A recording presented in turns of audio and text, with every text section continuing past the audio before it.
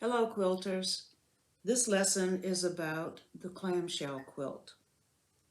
Initially, when I thought of clamshell quilt, I thought about the clamshell. Well, it's really a scallop shell, and I liked the way it turned out, but I realized that that was not the clamshell pattern or quilt that I needed to make. So I used another pattern and made a clamshell block. I like this block, except it doesn't have enough variety of fabrics in it. And so the clamshells are a little bit difficult to see. So I thought I should redo it. Plus the clamshells on this 12-inch block are big for the block. They needed to have been a little smaller. Keep that in mind when you get ready to make yours. Ultimately, this is my clamshell block. They're smaller, there's a larger variety of fabrics, and you can see the clamshells a lot more easily. Now, to get started, you need a template. And you can get your clamshell template if you go to this website. And I'm going to hold this here to give you time to jot it down and have it so that later you can go to this website to get your template. It's called mypatchworld.com. But to go directly to the clamshell template, you need to include the rest of the information that you see here. And so that's 2018 /11 /clam quilt, all one word, hyphen pattern hyphen tutorial dot html.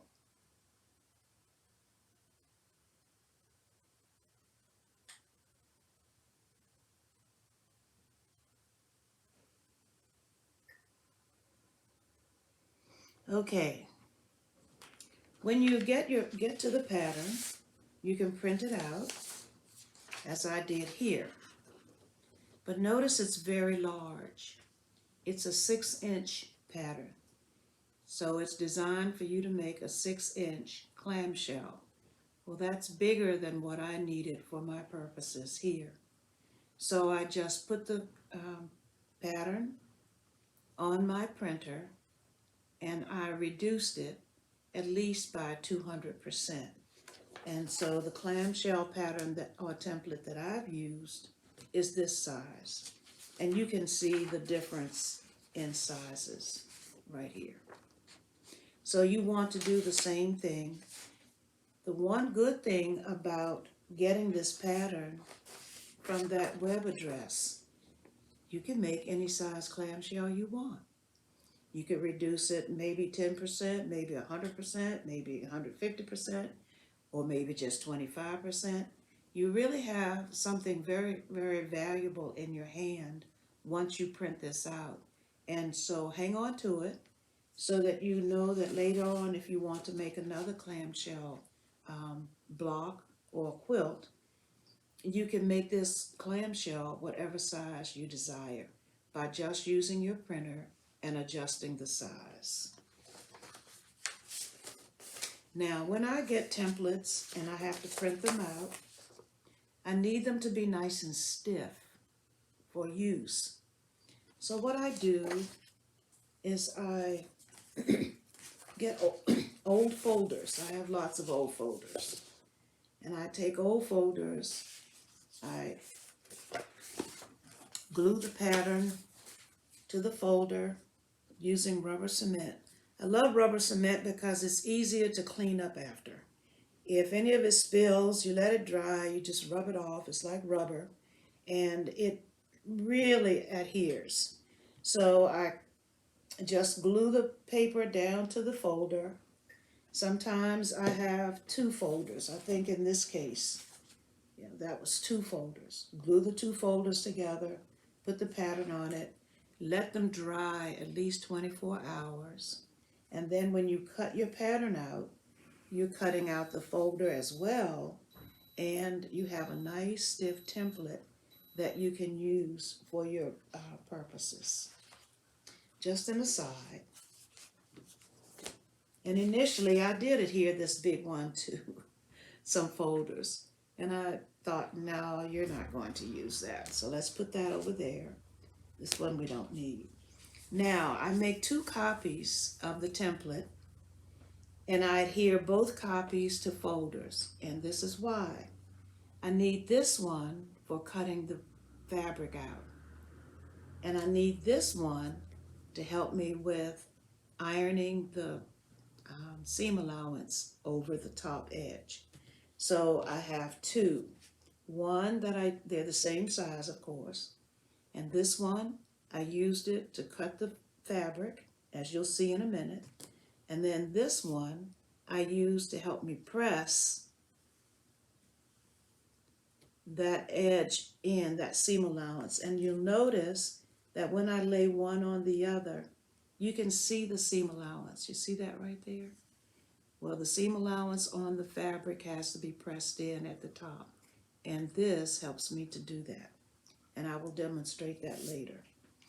Okay, let's get started. Your fabric. The first thing you want to do is cut strips of fabric that are the height of your template. And I have 3 strips right here. And I want to make sure they are laying directly one on top of the other. And I like to use at least 3, sometimes 4, but at least 3. And in this case, all 3 of these are wrong side up because I'm going to trace, and I don't want my tracing to be on the right side. So what I do is I take the template. Notice I said the height of the template. See how the template fits right on that strip? No, you can't see. Now you can see. The template fits right on the strip. And all you have to do to determine how wide your strip of fabric must be is just measure the height of your template. And in this case, this one is 3 inches. And so I cut a 3-inch. I really cut it 3 1/8, just so that I would have a little bit of wiggle room.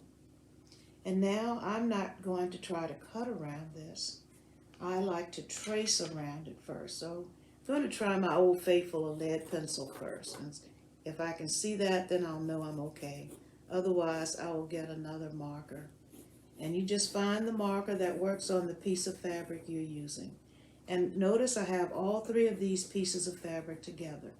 I'm going to trace all at the same time. By all, I mean keeping them stacked.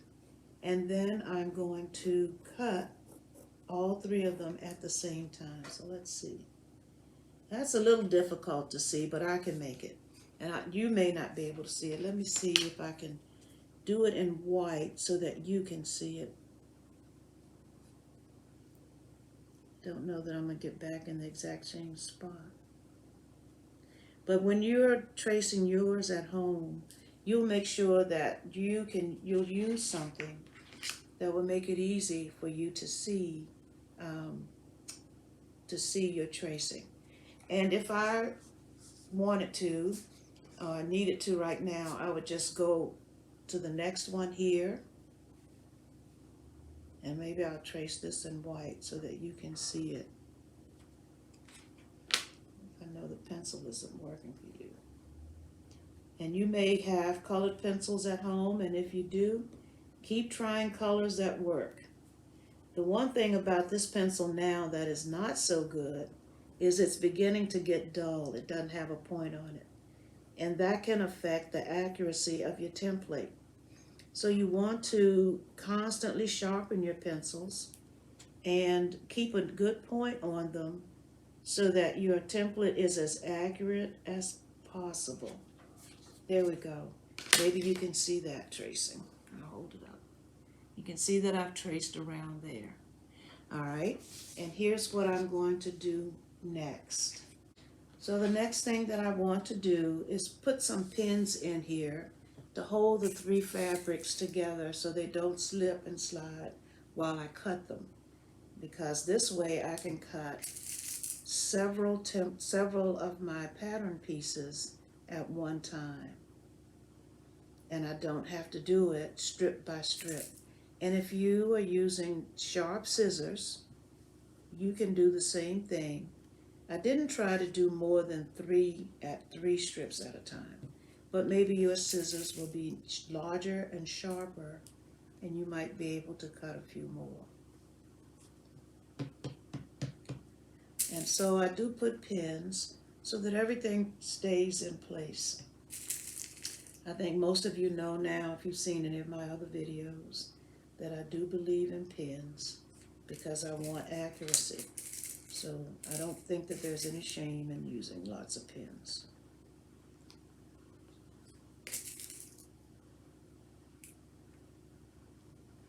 And so here we go.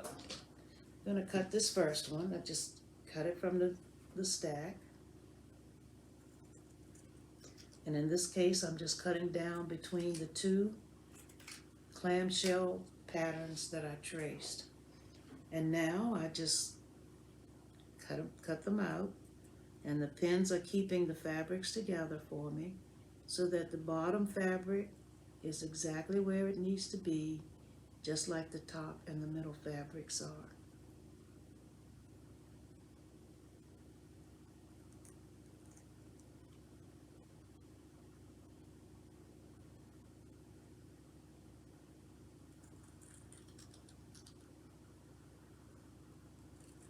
And this is what I would suggest you do as well. It saves you time, it doesn't hurt anything, and you get the accuracy that you want. And they do go quickly.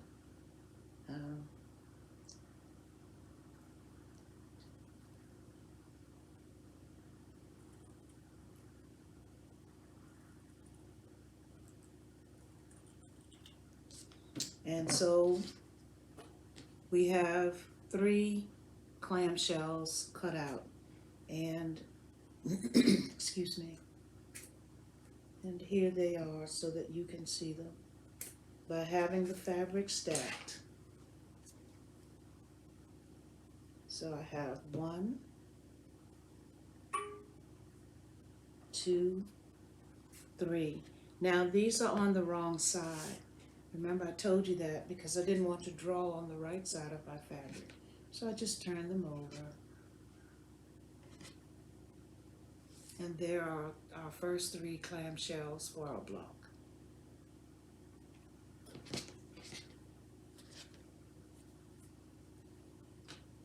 Ready to treat our little pieces. We cut them out. I have several of them here, and you see some on my little ironing pad. Now we're going to press them along the seaming line at the top, that curved edge. This is where we want to press, and we want to press that in 1/4 of an inch, just like our regular seam allowance in our projects. Now I found that when I had larger templates, it was easier to press these with the regular iron. But these little pieces are much smaller than that. And so I went back and I found my little pressing pad and this handed little iron.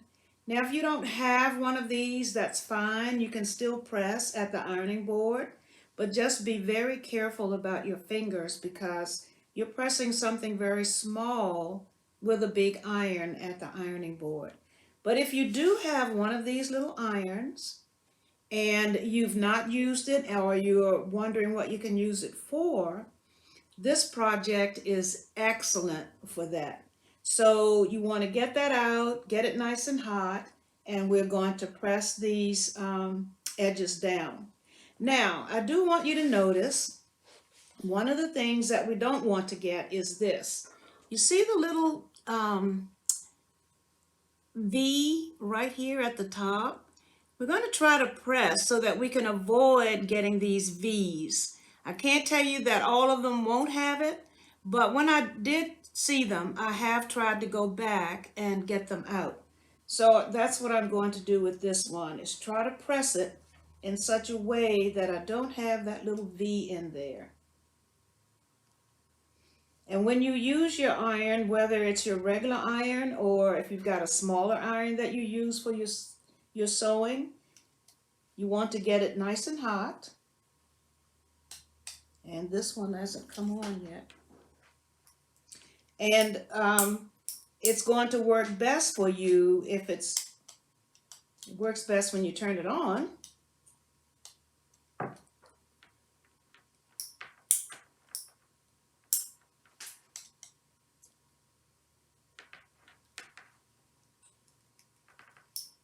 Okay, it will get up to temperature in a minute, and it will be ready for me to use to press these. I also found out that before you cut these little shapes, if you have magic sizing or some kind of sizing that you can spray onto your fabric, when you get these cut out, they're a lot easier to press that little seam allowance in. And I also found, through trial and error, I guess, that when I use magic sizing on my African fabrics, the fabric behaves beautifully. No matter what the project, I have very little problems with my fabric when I use magic sizing on it. So that's another thing that you can think about doing when you're getting ready to make this project or any other project. Okay, we're getting there. And so we're going to press this so that we get 1/4 of an inch all the way around the top curve pressed under. And that's important. Now you could sew these little pieces together. However, with the clamshell pattern, these are very difficult to sew, or tedious to sew. I won't say difficult, but they're very tedious to sew together when they're small. If you were to use a larger pattern, they're much easier to sew together. And when I say sew together, you would literally sew it just like this, going around that curve, getting those curves in there to fit perfectly. And so rather than do that, I'm just pressing under the edge here, that top edge, and then I'm going to show you how we can lay these down without stitching them together, and the final product will look like we did. So if you do want to sew yours together, I suggest you go right ahead, and I know that your final product will be beautiful. I just choose not to do that. I'm not good at doing things that are tedious. I've just never been good at that. So I'm not going to try to do that with mine. The other thing about doing this that will make it a little bit easier is if you take your template. I showed you the templates before, and I also showed you that I had cut the template that I used to cut these out, and I also cut a template that took 1/4 of an inch off of it so that I could use it to help me with pressing this. And here's the little template that I'm talking about. I use this by putting it on the fabric and pressing around it. And I want to show you that now.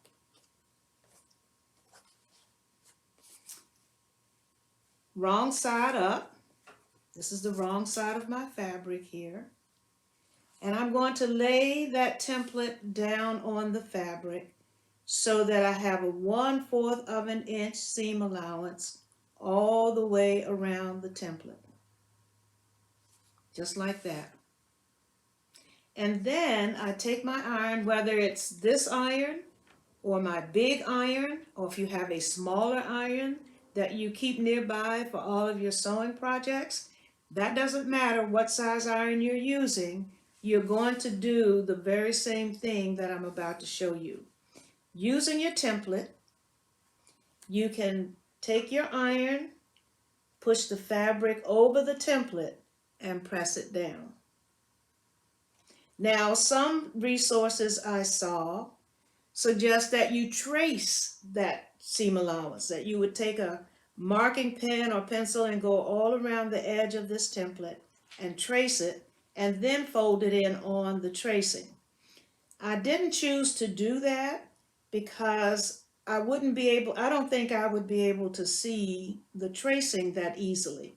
This way I have the template there, I know I'm the right size because the template is there, and I don't have to worry about trying to see a line. Now the good thing about this little pressing mat, and any kind of little pressing mat that you have, you can turn it and you don't have to disturb the fabric. So this is what you're going to do with all of the pieces that you've cut out in order to make your block. You need to press this edge in over your template. And the hotter your iron, the faster this goes.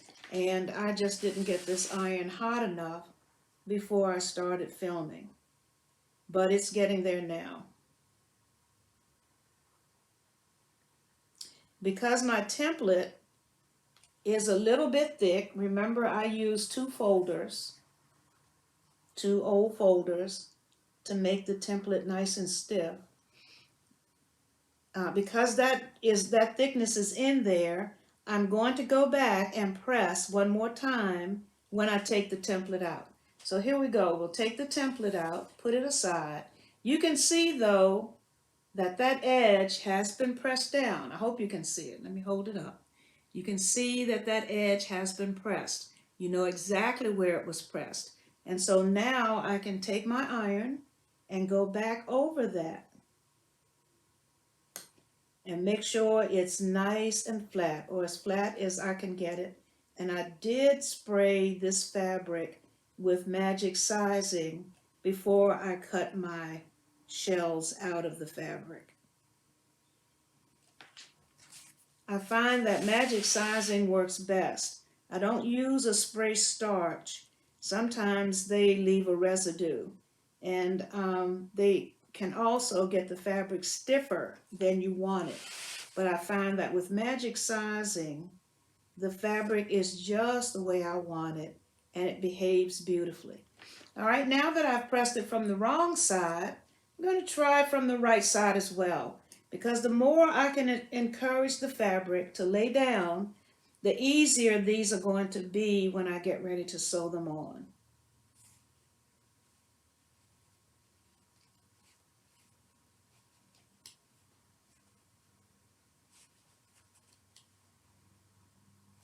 Okay, so there's that one. And I'm going to continue with one more, and then I'll show you what you want. I'm just trying to make sure I have the wrong side of the fabric. And then we will go to the sewing machine, and not the sewing machine yet. Then I'll show you how I'm going to affix these to the background fabric, and then we will be ready to sew. Got a little bit of a crease here in my fabric. I'll just use my iron to see if I can get some of that out. These little irons get very hot, folks, so if you've not invested in one, they're really excellent to have when you are doing something, working with small pieces, and it gets to be kind of tedious. Okay, once again, lay the template onto the shell. Make sure that the template is positioned in such a way that you have 1/4 of an inch all the way around the template. And then you're ready to press. And I tend to press from one side to the other. You don't have to be concerned about what's going on down here. That won't be a factor when we get ready to put the block together. You just want to make sure you press that top curve.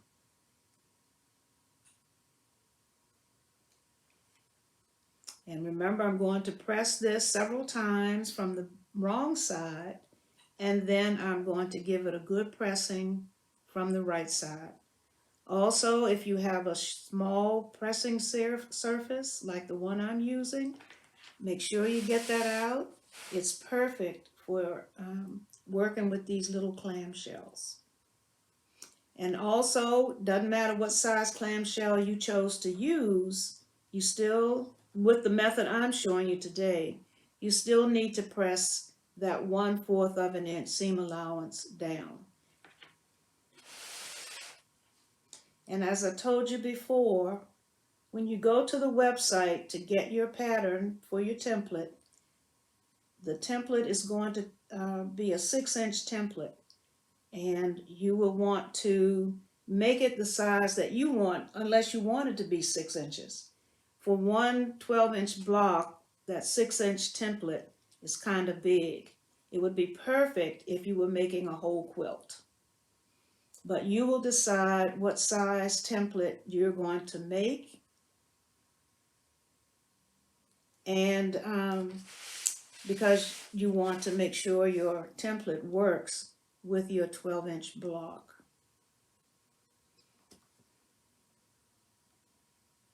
Okay, now I'm going to take the template out, and I think this time I'll just turn this over, and you can see that little edge is pressed under, and so now I'm pressing from the right side in order to get it to lay as flat as I can get it. I've not gotten any of mine to lay down perfectly flat, I will tell you that. Maybe yours will. But don't worry about it too much, because when you get ready to put it onto your background fabric, I've got a really neat way to do that, and this won't be a problem for you at all. But you do want to press this, and you want to make sure you're using the template to guide you in where to press, because that way you're ensuring that all of your shells will be the same size. Might make a beautiful quilt though if you made a variety of sizes in one quilt. Not so sure if you want to do that in one block.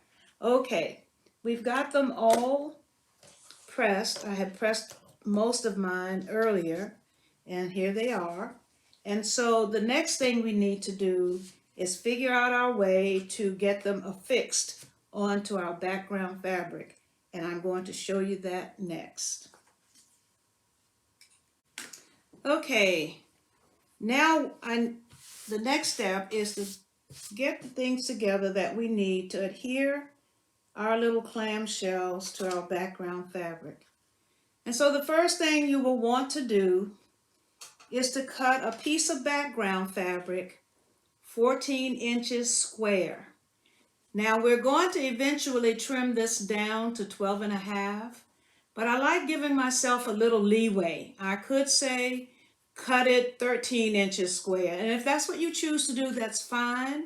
I'm a little leery about that, so I give myself extra so that when I trim it, I know I have my 12.5 inches that I need for the finished block.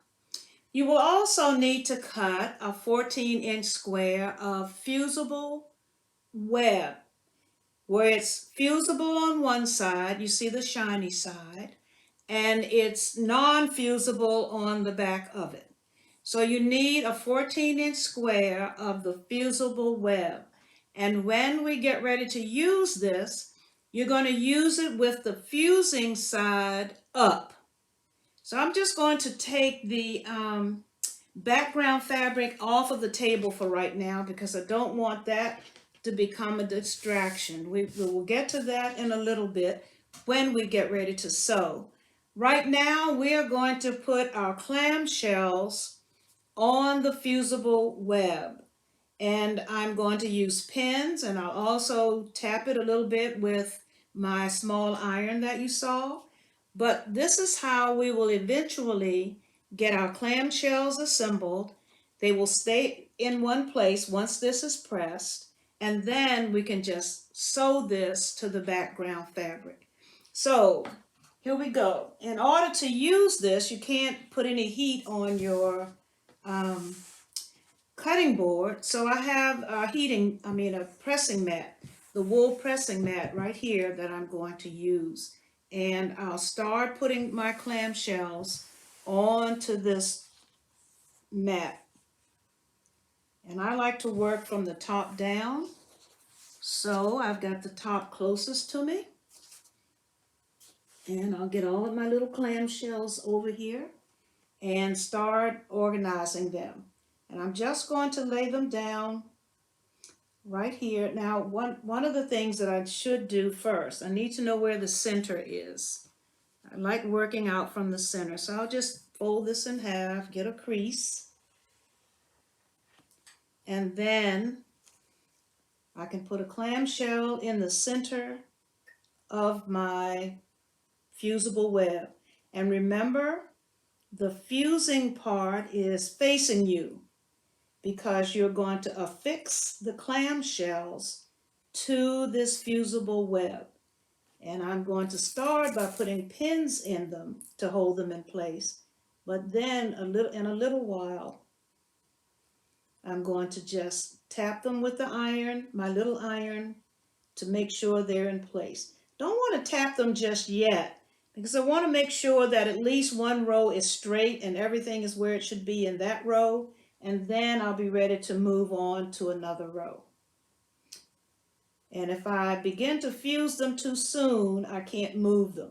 Now when you do this, you want to pay attention to this. You want to make sure that when you've gotten two of your clamshells together, you have one continuous arc that the two of them form. And that lets you know that you've gotten them in the right place. Sometimes you have to wrestle with them a little bit when these hems don't want to behave, but you want to butt them together. And this is a good place to put a pin so that they will stay just exactly where you have them. And I think you've learned from previous videos, I don't mind using pins if they are going to help me to get a product that I'm proud of in the end. Now for these hems, I have seen where some quilters use a tacky glue to hold the hems in place. I just chose not to do that. But there's nothing wrong with that. I just chose to press them and then pin them here and ultimately fuse them down on this web. And it's very important to me to have that arc that I just showed you. So I have to make sure that these two are abutting just as they should. And you want the clamshell to be straight. If you find some fusible web with a grid on it, that's even better for this because then you can use the grid to help you get these lined up just as they should be.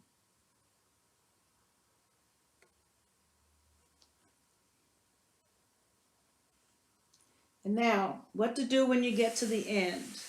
All right, I'm getting over here to the end. You can see that. You see that I've got web and I don't have a lot of web left, but that fusible web has to be covered. So I'm going to put,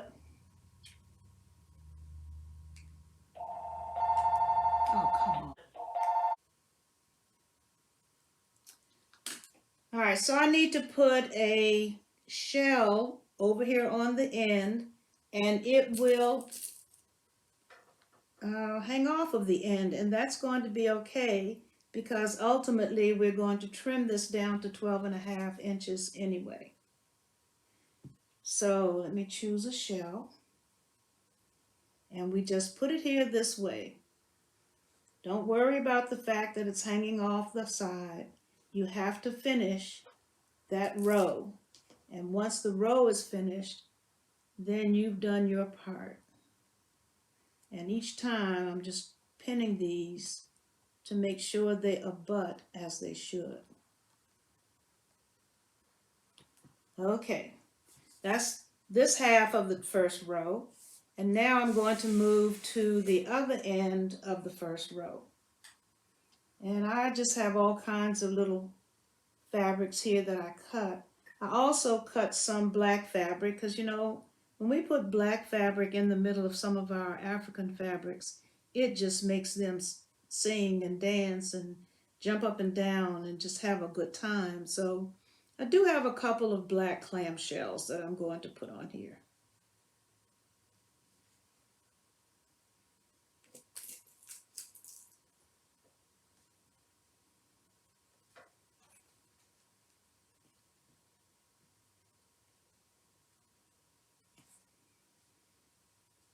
And you can see I need to make sure that these two abut. That's how I know that they're in the right place. If once they abut and I get that nice arc in there, then I know that they are just where they should be. And when I press them, I won't have any worry about them being in the wrong place.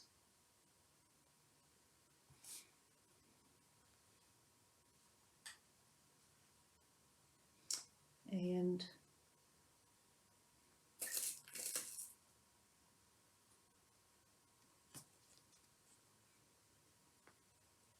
okay, now thus I'm almost through with the first row, and I'm going to show you how I start the second row.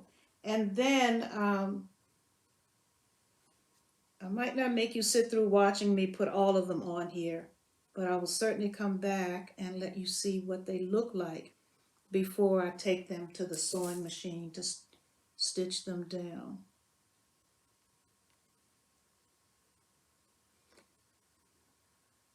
I like to put my pins in so that all of the pins are facing the same way. Just makes it easier to remove them when that time comes.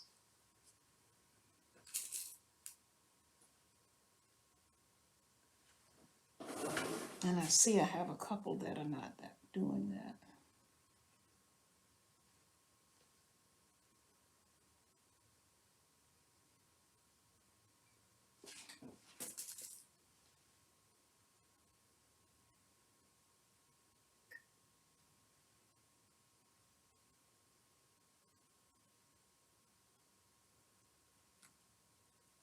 Okay, so now the first row is all pinned in place, and I'm ready to start the second row. And notice that when we start the second row, you can start on this end or in the middle, it doesn't matter. Wherever you start, you are going to put your next shell right in that arc that I was talking about. And it should come up 1/4 of an inch so that the edge of what you press down meets the edge of what's there on the table. That's what they would have done anyway if you had sewn them. We're not sewing them, but if you remember to put the edge of your fold along the edge of the clamshell that's already put in place, you will have your clamshell placed correctly.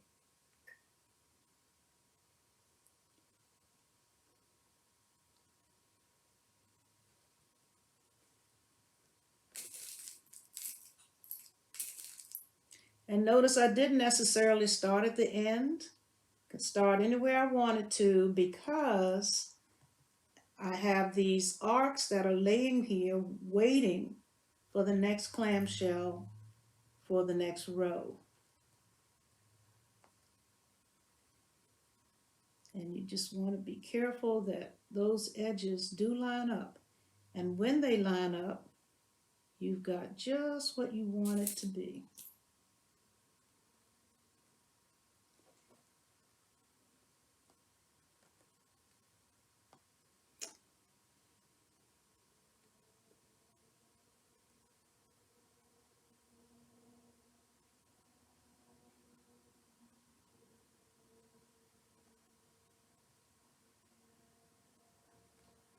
And I think once I've gotten 2 rows on here, I will take the iron and tap these down so that they will stay in place. But I wanted to make sure I had rows 1 and 2 on here correctly before I fused anything. Because once it's fused, well, you know the rest of that statement.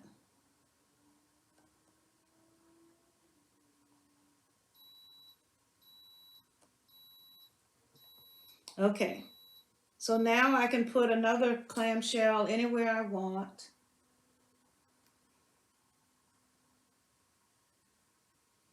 Just trying to spread out the fabrics as much as possible.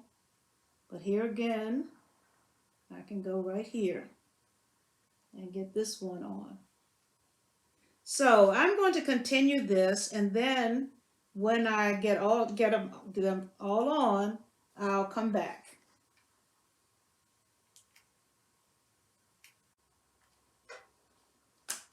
Okay, welcome back, quilters. As you can see here on the table, I have all of the clamshells attached to the fusible. And I can pick them up like this. You see some hanging off of the edge, and I mentioned that that would happen because later all of that will be trimmed anyway. But I want you to just pay attention to what's here on the table. I have not put the iron on them yet, but I wanted to wait until I was back with you to do that. Everything is pinned in place. Many of the pins will stay in there until I begin to stitch that, and that's just because the pins are in places where that particular clamshell does not touch the fusible. It touches the clamshell below it. And so since we have many instances of that, I want the pins to stay in until I have sewn everything down and have attached it all to the background fabric. I have done a little bit of the pressing, but the pressing is just to go in, touch the clamshells where I know the clamshell is touching the fusible so that the fusible will hold it in place, and I don't have to worry too much about it shifting while I am stitching it. Now, the place that you see the most fusible is up here at the top. There's fusible, fusible, fusible. Later on, I'm going to trim that out, but I want to do the stitching first, and then that extra fusible will be trimmed away as we complete the block, and you will be able to see the background fabric. Notice that the background fabric is not being fused to anything. The background fabric is going to be sewn to the clamshells. And I'm going to take all of this to my sewing machine right now and get started with the stitching. Before I do that, I want you to pay close attention to how I stitch this, because I don't want you to have to do a lot of twisting and turning and resetting the position of your needle, etc., etc. So I saw this wonderful tip on the internet for sewing these clamshells in place. And instead of trying to go row by row or column by column, which would require you to have to do a lot of dipping and diving and turning and switching, we're going to sew them on using the diagonal. So I'll start sewing here. Going to start sewing way up here in this corner, right here. And then I'll come around, I'll sew half of this one and half of that one. And I'll keep doing that all the way down until I get to the bottom. And then when I start the next row of stitching, I will start it here and I'll come down on the diagonal. And I'll do that for each row going from left to right. Then when I have completed all of those, and that will start here, another one will start here, another one will start down here, etc.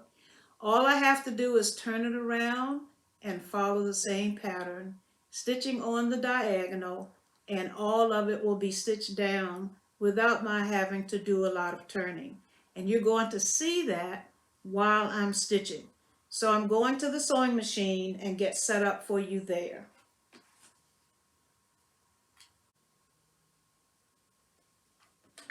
All right, I'm at my sewing machine. You can see that I have my block on the bed of the sewing machine ready for me to stitch it.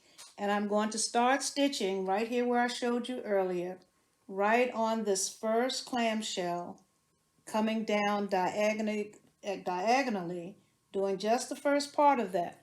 But eventually, all of this will be stitched in place. I have my machine set up for a blanket stitch. Now, you may choose a decorative stitch. You may choose to use just straight stitching. You can do anything you want to do as far as getting your clamshell sewn in place. You may like a small satin stitch. Whatever you feel you would like to use to sew them in place, go ahead and use it.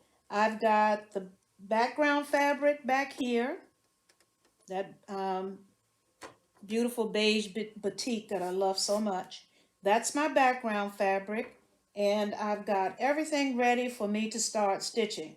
I'm using a small stitch, a short stitch length. It's 1.3 because I do want the stitches to be somewhat close together. And so here we go.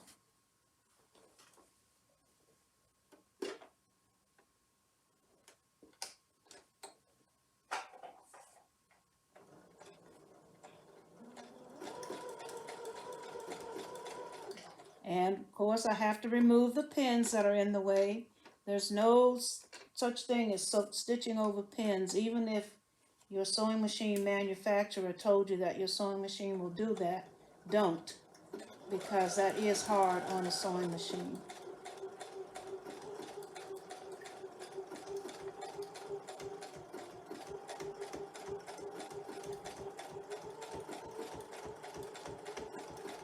Okay, now I've sewn the little part of this first clamshell. Instead of trying to go back around the one that's beside it, I'm just going to raise the presser foot, turn my work slightly, and start on the top of the clamshell that's in the second row. And that's what's taking me diagonally down through my work.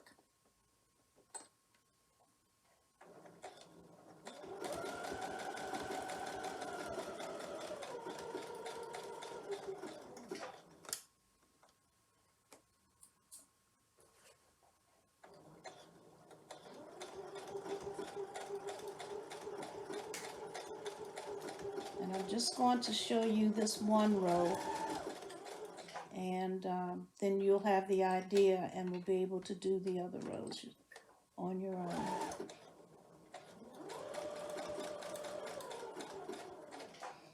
Okay, now I'm coming down to a shell, a clam shell, on the third row. Remember, I'm moving diagonally across so that I don't have to keep turning my work constantly.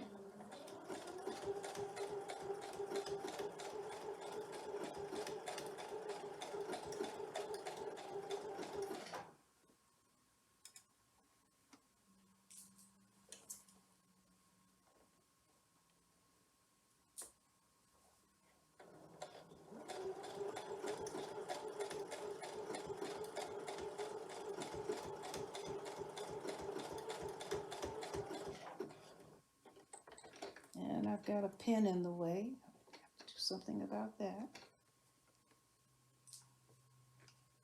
And I'm coming down to a clamshell on the next row. Okay, and so I just have to turn slightly so that I can get the clamshell that's on the, we're down to the first, second, third row, so that I don't have to keep turning my work a lot if I were to just try to do one row at a time.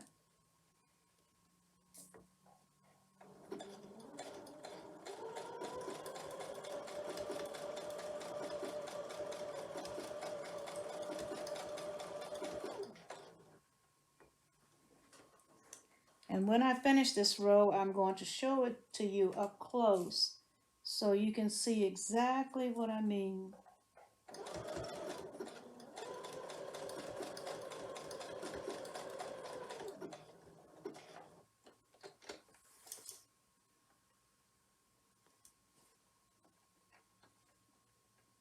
I want to say a little bit about the colors in here. I chose a lot of fabrics that I had, well, several fabrics that had red. But then I put this one piece in that doesn't relate to the others, and it works. And that's the one thing you want to remember about color, especially with African fabrics. This piece that has gold and a little bit of burgundy in it stands out and yet it blends in, even though most of the fabrics have a lot of red, black, and gray in them. And so when you're putting your colors together or putting your fabrics together, think about that. Um, Not everything has to be matchy-matchy. And with African fabrics, you really want to use the variety that you have because that gives them a chance to show off their true beauty. And African fabrics beg to be shown off. They're all divas, they're all stars, and so you have to give them as much of an advantage as you can to show off their star power.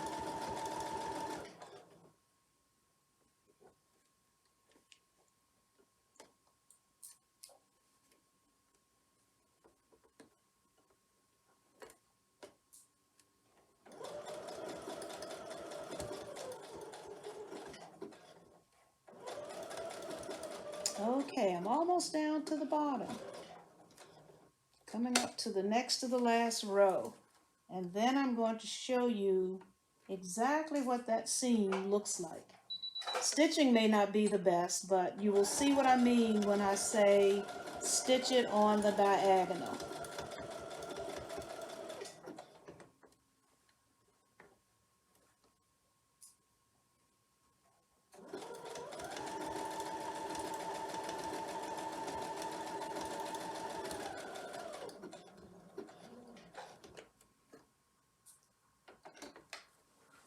All right, here's the last one.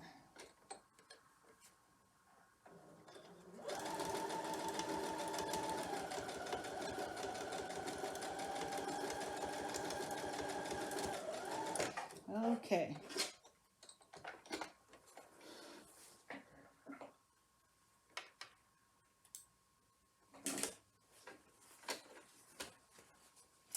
Now you might be able to see it better from the wrong side. There we go. You can see that diagonal. See the diagonal that's going along the wrong side of the fabric.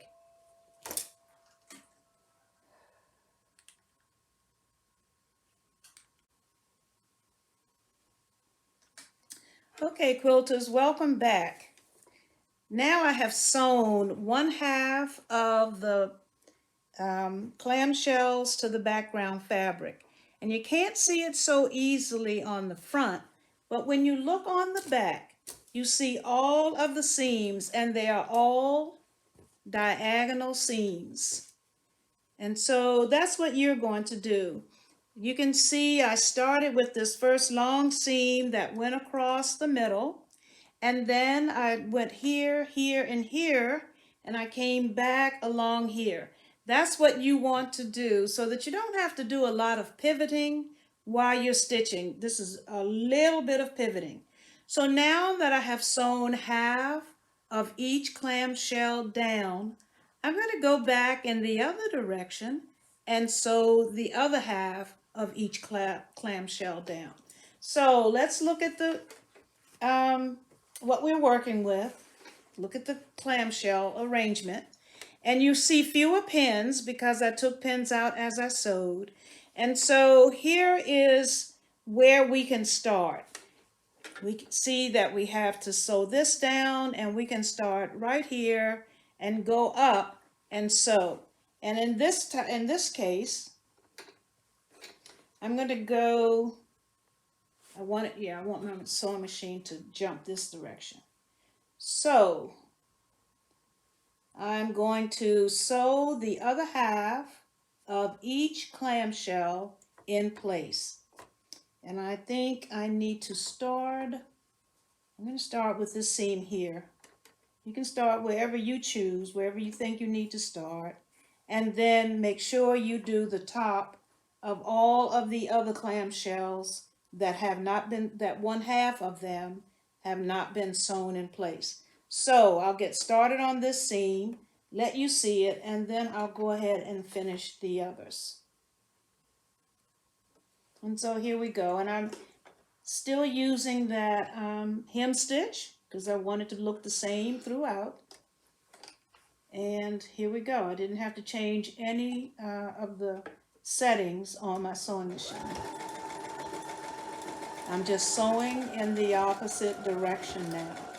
And when I turn this to the wrong side, you will readily see that. But I love the way this prevents our having to pivot so much, as you would have to do if you didn't do it this way. And I was glad when I saw this idea on the internet. I don't think I would have thought of it, so I'm glad that somebody else did.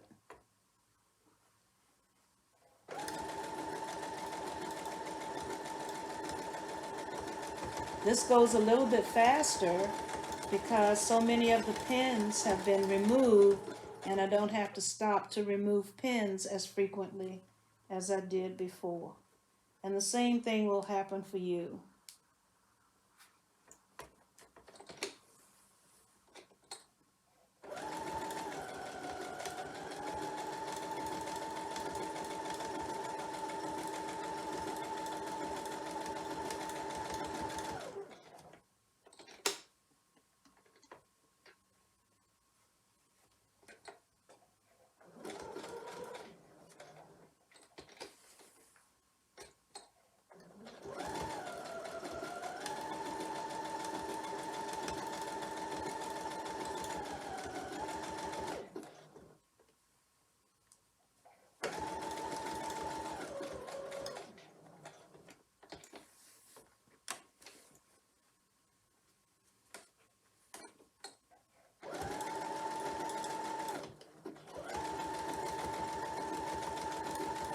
Okay, I've come to the end of the first seam, and so I'm going to show you what that looks like.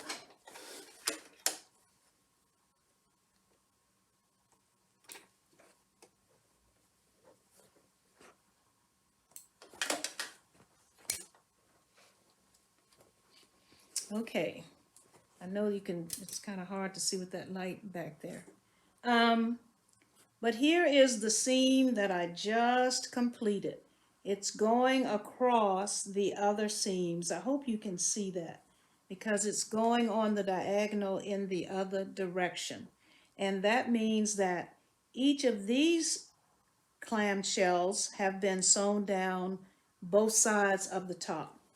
And so all I'm going to do now is complete that stitching on the other diagonal so that I get all of my clamshells stitched in place. I'll do one more with you watching me, and then I'll finish them up and show you what they all look like once they've been sewn. So here we go with another seam, starting out here on the edge. You can see a little bit of the background fabric.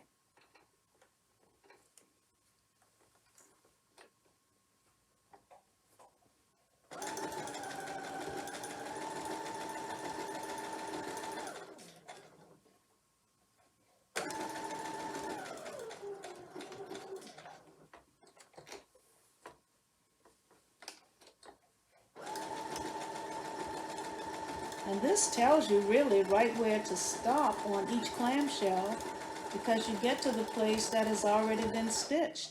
And so you know you need to move up to the next clamshell on the row above it. When we sewed the first diagonal, we were moving from the row at the top to the row next, going toward the bottom. We were moving down. To sew the other side, we're now moving up. So I may have sewn row 3 just then, or row 2, now I'm on row 1.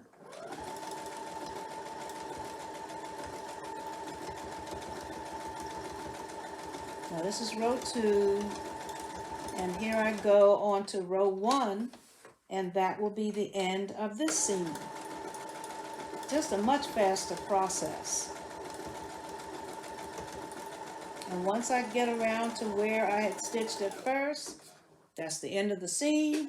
I'm ready to take this off and stitch the next seam. And I'll just come back and clip all threads. And I'll see you when I finish that.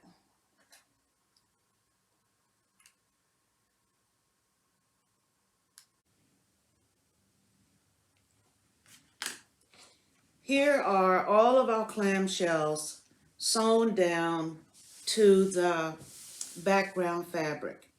And if you really want to see the stitching, it's a lot easier to see it from the wrong side.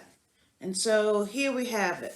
You can see that all of the clamshells have been stitched, and in each instance I followed a diagonal. I sewed here and here and here and here, all the way across this piece of fabric. And each one of these was done on a diagonal. I took the diagonal from the right to the left at first, and then starting down here at the bottom, I took the diagonal from left to right. And it works both ways. When you start up here, you move down through the rows. When you start down here, you just move up through the rows. And when you get to the very last row, where you only have to stitch one half of the last clamshell, you're done. And you haven't had to do a lot of intricate pivoting. That's the key to stitching in this method. And as I said, it's not my method. I saw it on the internet and I thought, what a neat way to do these clamshells. Now, the last thing I need to do is trim this. Remember, I started out with a 14-inch square of background fabric. And I also had a 14-inch square of fusible web. And so now I'm going to trim this to 12.5 so that it's ready for me to put into a quilt when the time comes.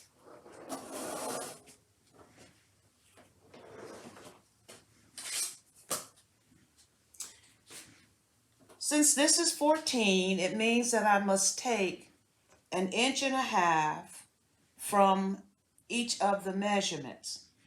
But I can't take all of the 1.5 inches from one side and not take something from the other side. So what I have done is I've decided to take the half for the top and the bottom. I'm going to take the 1/2 inch and from the top, and then from the bottom I'm going to take the inch. And so here we go. It will mean that I'm going to cut some of my clamshells.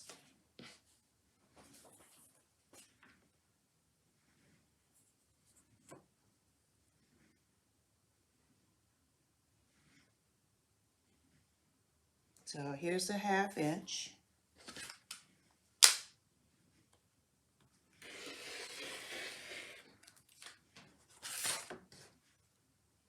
That's the top. And I'll turn it around and cut the bottom. And remember, we're taking 1 inch from the bottom.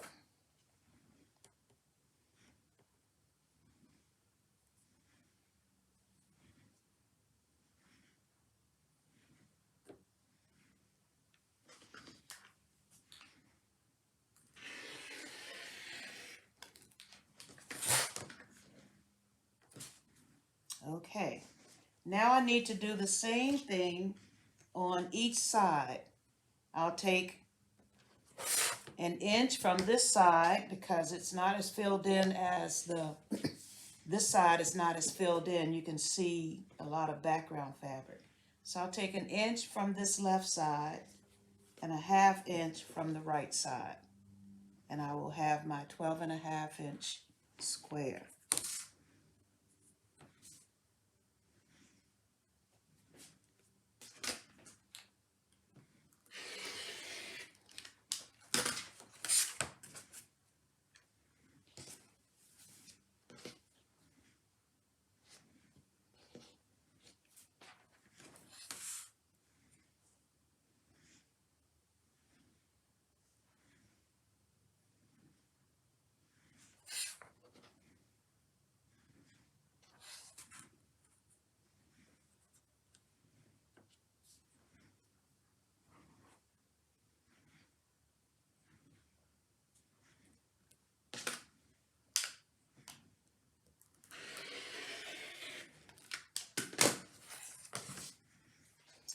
Okay, and here is my 12.5-inch block. And you can see the back where all of the clamshells have been stitched, and this is the front. And there's one last thing that I want to do to the front. You can see a little bit of fusible web right here across the top, and I'm going to trim that out. Just taking a small pair of scissors, and I'll trim close to the stitching. But I want that to go, and I want it to go now before I accidentally put heat on it.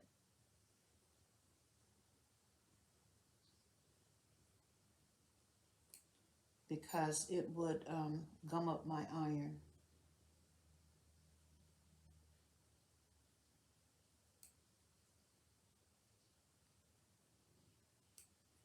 Okay, that's one. Here's the next one. We trim all of these out as close to the stitching as possible. If you have a pair of applique scissors, they would be excellent for this. In my case, I just have these tiny little scissors, and they're working pretty well as also. And two more. You get all of that out of there.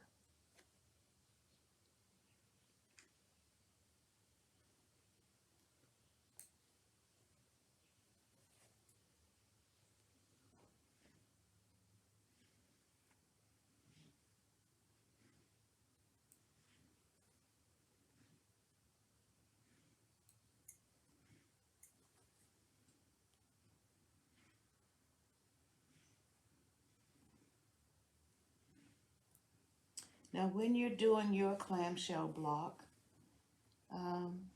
just remember a couple of things. You want to use a variety of fabrics. Otherwise, these clamshells don't pop out. You don't see them as readily. And then you decide how you want to arrange your fabrics. But I think this time I can see the clamshells very easily. So, this is our clamshell block. Make yours, and I'll look forward to seeing it. Happy sewing.